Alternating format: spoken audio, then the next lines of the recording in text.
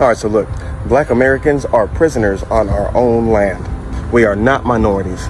We are not immigrants, but we are prisoners of war on our own land.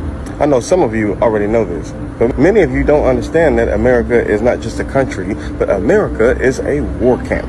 It is a carefully constructed matrix of lies meant to design the truth about who we really are. And that truth is simple, that we are the indigenous peoples of this land, and that we are trapped in a false identity, and that we are essentially cosplaying somebody else's story. We are cosplaying being an American. Just think about that for a second. We are indigenous, pretending, cosplaying, acting. We are in this American uniform, this American mask. You have to realize that every system in America, from the media to the government, exists to erase the history of us as being the indigenous people of this land. They told us that we came here on slave ships, and it made us forget that many of us were already here, living as sovereign nations long before Christopher Columbus ever got lost in the Atlantic. They reclassified our grandmothers and grandfathers. I know for a fact that my own grandmother used to have land in Oklahoma. I seen the deeds. There was this little bag she used to have all these scrolls in it that had deeds to this land. And all I can remember is before she passed, her mind started going a little bit. And I think she may have forgot to pay the taxes. Something had to do with the taxes. I don't know. It had something to do with the taxes.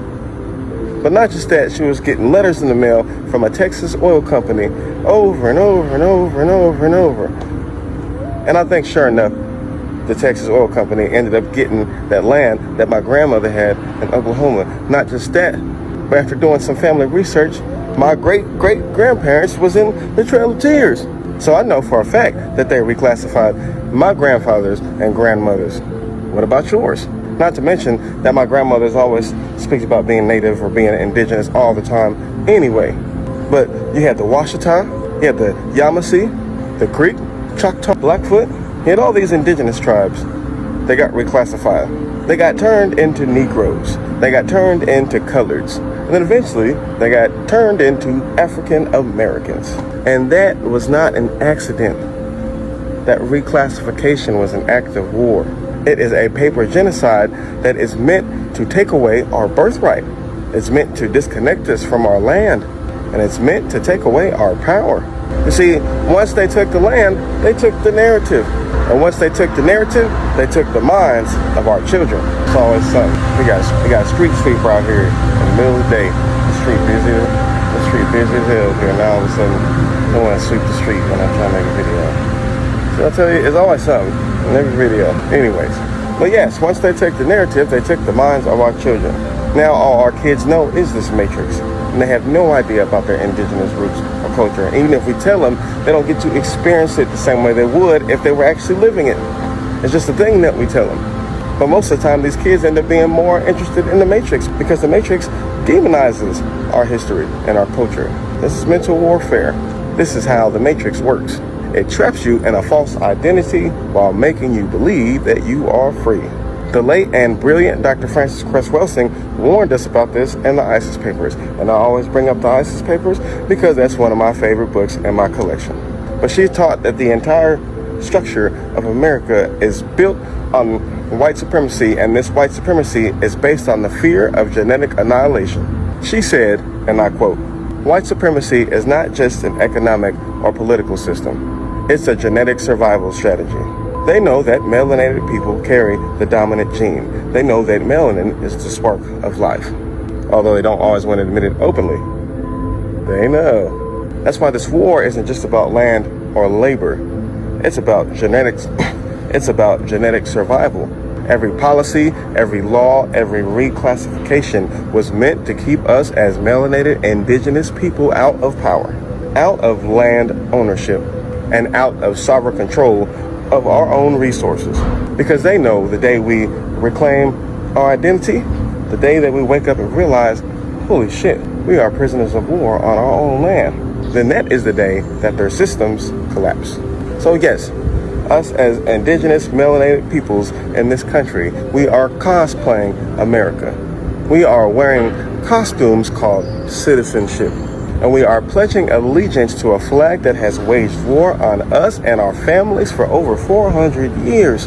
This entire society is like the Truman Show, a carefully designed set, a fake reality where we're the stars of a show that we didn't script. In fact, we don't even realize this is a show in the first place. But the reality is, from the moment we are born in America, they program us to believe that this is the only reality, that this is all there is to life. They make us think that the only thing we can do is go to their schools, learn their history, get their jobs, pay their taxes, and accept our own oppression quietly. In fact, they make it seem like it's normal in this Truman Show vibe that's going on here. They try to make it seem like our own oppression and our own reclassification is normal, when it's not. But there is a glitch in the system. And now the ancestors are screaming. Look around you. The storms, the hurricanes, the solar flares, and the earthquakes. This planet is alive, and it's reacting to the spiritual war being waged on the indigenous peoples of this land. Every hurricane that slams the Gulf, every wildfire that scorches the West, every solar flare that disrupts their satellites. These are not coincidences. These are ancestral cries. The earth is literally mourning for what has been done to the indigenous peoples of this planet. And I think the earth is giving us a message. Not just the earth, hell, even the universe itself. There is a divine alignment. Hell, even the planets are lining up right now. Check that out. But the environment, the earth, the universe, is telling us to wake up, to reclaim our home. We don't want no symbolic gestures. We don't want no tokenism. We don't want no reparations check with some kind of string attached that still keeps us bind and confined to this American matrix. No. We want our home. We want this land that was stolen. For too long, we've been tricked into believing that asking for justice is enough. That somehow voting or protesting or hell, even working twice as hard would somehow fix centuries of war waged against our people. But the truth is, no nation has ever been freed from begging. Sovereignty is not requested, it is reclaimed. America has turned our home into a prison. But prisons have gates. Prisons have walls. And these walls can be broken down once the people inside remember who we are. So I'm here to say this clearly. We, as the so-called Black Americans, are indigenous to this land that we call America. We are not prisoners by nature. We are prisoners of war by force.